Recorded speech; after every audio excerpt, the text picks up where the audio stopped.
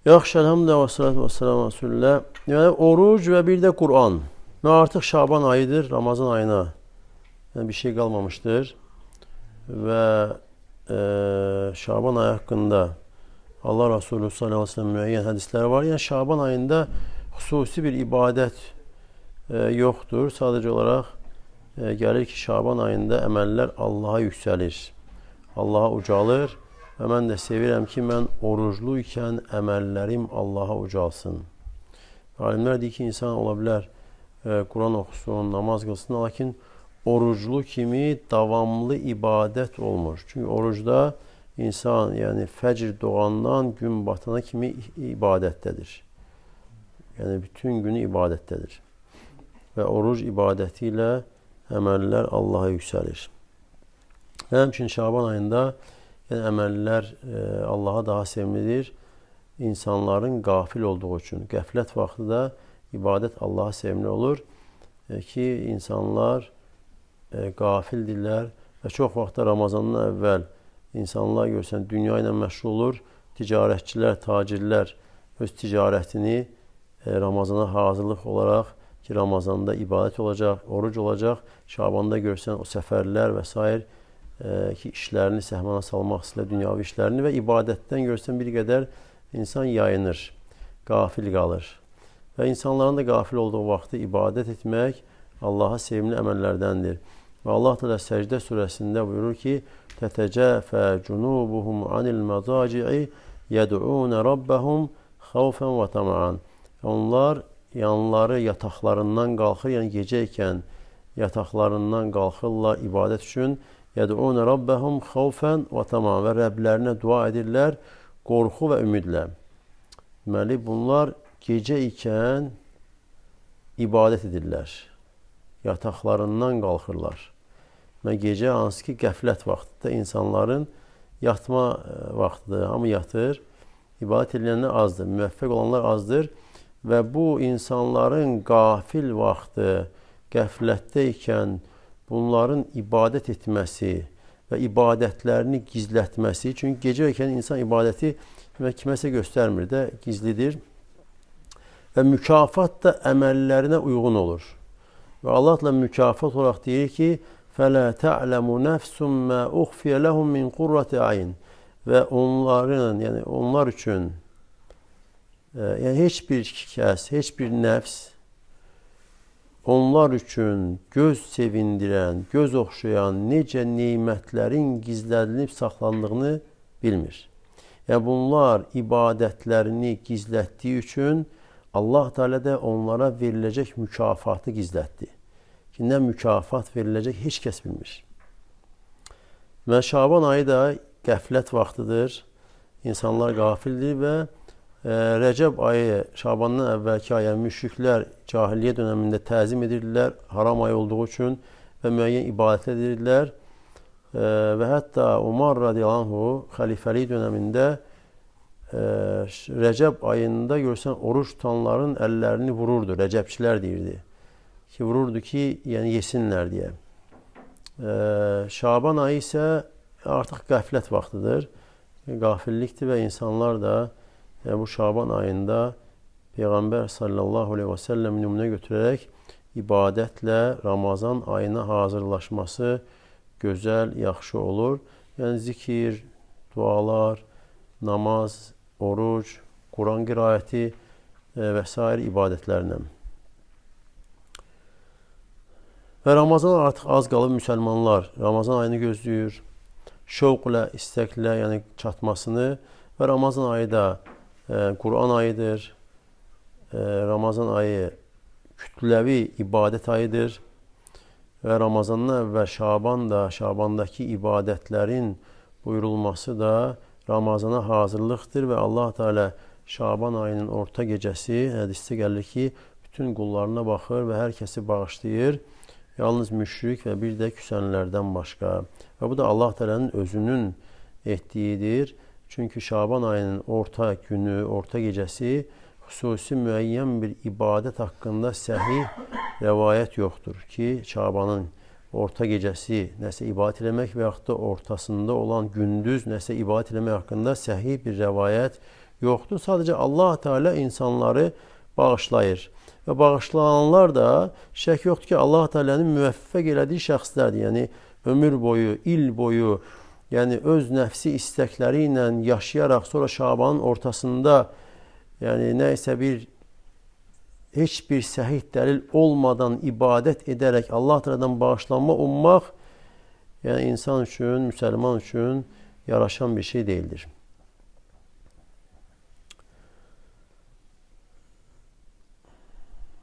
Deməli, şək yoxdur ki, Ramazan ayı yəni oruc ayıdır və Ramazan ayında Kur'an nazil olmuşdur. Ramazan ayında Kur'an nazil olmuşdur. Və Kur'anla orucun arasında bağlantı vardır. Allah Teala buyurur: "Şehru Ramazan ellezî unzile fil Kur'an." Ramazan ayı elə bir aydır ki, Kur'an on ayda nazil olmuştur. Huden linnas, insanlara bir hidayet, doğru yol gösterici ve beyinatin minel huda vel furqan ve açıq-aşkar hidayet yollarını beyan eden ve bir de Furqan hakkı batilden ayırt eden bir Kur'an. Ve həmçinin Allah Teala buyurur Duhan suresinde: "İnne enzelnahu fi leyletin mübarek." Hakikaten biz onu Kur'an'ı mübarek bir gecede nazil etmiştik. İnne kunna munzirin. Hakikaten biz haberdar eden, korkudanlarız. Ve yine Kadr suresinde buyurur: "İnne enzelnahu fi leyletil kadr." Hakikaten biz onu Kadir gecesinde nazil ettik.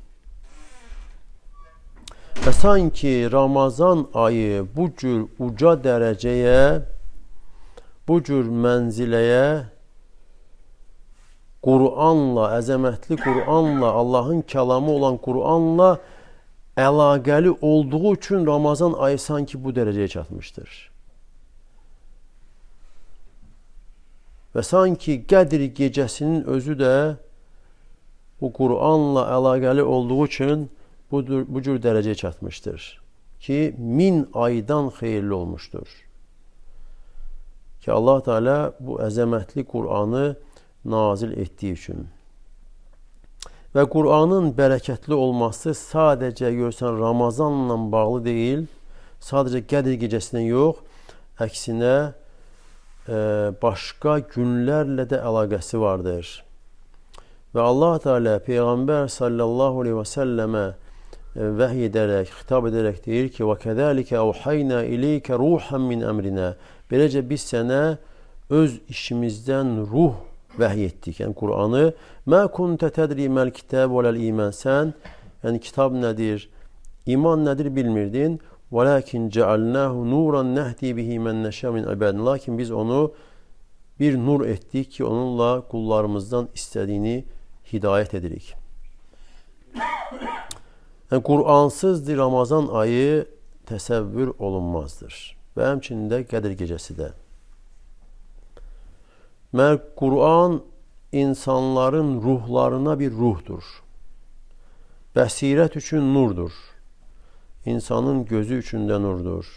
Mübarək bir kitabdır. Kim ondan bək tutarsa, Kur'an'ın bərəkəti, nuru ona hasil olar. Nə qədər sadiq şəkildə Kur'andan yapışırsa, Kur'anla əlaqəsi möhkəmlənirsə. Ve bundan da bilinir ki, Ramazan ayının bərəkəti, ucalığı, dərəcəsi səbəbi nədir? Bu da Allah Teala'nın kitabı Kur'an'ın bərəkətinə görədir.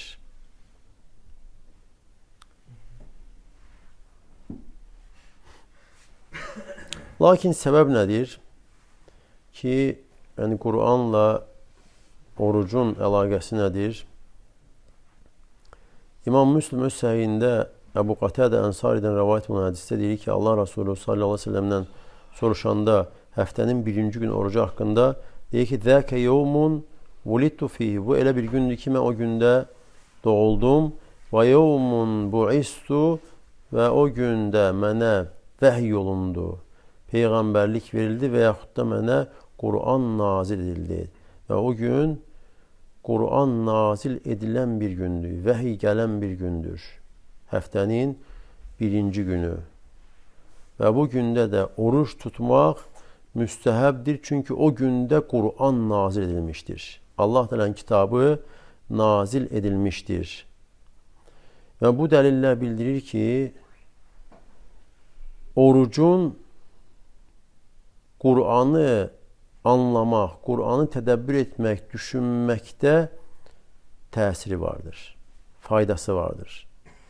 İnsan oruç tutursa, qarın boş olur, artıq yemək içməkdən və nəfs Qur'anın mənalarını düşünüb anlamağa hazır olur. Nəfs saf olur. İnsanın ruhu saf olur. Və artıq şeylərdən də ümumiyyətlə uzaq olmaq, lazımsız artıq şeylər, ehtiyacdan artıq şeylər, artıq yuxudur, artıq danışıqdır, insanlarla artıq qarışmaqdır və yaxud da artıq gülüşlərdir və bütün bunları azaltmaq, istər Ramazanda, istər başqa günlərdə, istər insan Ramazanda oruclu olsun və yaxud da etikafda olsun və bütün bunlar Qur'anı anlamağa kömək edir, fayda verir və ona görə də şəriətdə gəlmişdir ki, yəni qarnı tam doldurmamaq. Qarnı tam doldurmamaq. Və buna da misal olaraq Allah Resulü sallallahu aleyhi ve sellem buyurur ki, "Məmələ yədəmiyyun və'an şərrə min batnin." Adəm övladının doldurduğu ən şərli qab qarnıdır.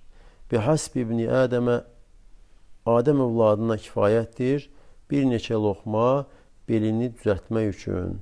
Əgər mütləq yeməlidirsə, onda 1/3 yemək üçün, 1/3 içmək üçün, 1/3 isə tənəffüs üçündür.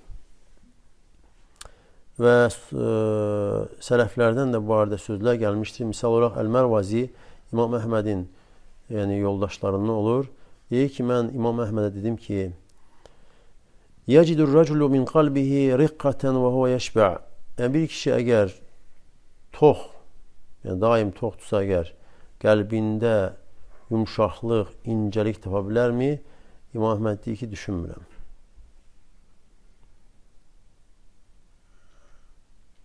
Və ona görə də alimlər deyir ki, Ramazan ayı Qur'an ayıdır.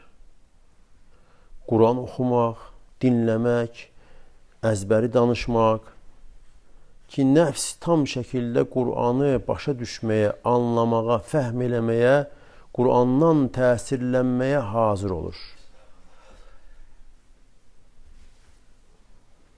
Və Peyğəmbər sallallahu aleyhi ve sellemin də həyat tərzi açıq-aşkar nümunədir ki, Allah Resulü sallallahu aleyhi ve sellem Ramazan ayında Qur'anla əlaqəsini necə edir və Səhih Buxarıda gəlir ki, Abdullah ibn Abbas deyir, Cəbrail Peyğəmbər sallallahu aleyhi ve sellemə hər gecə, Ramazan ayında hər gecə gəlirdi və Allah Resulü sallallahu aleyhi ve sellem Qur'anı ona danışırdı.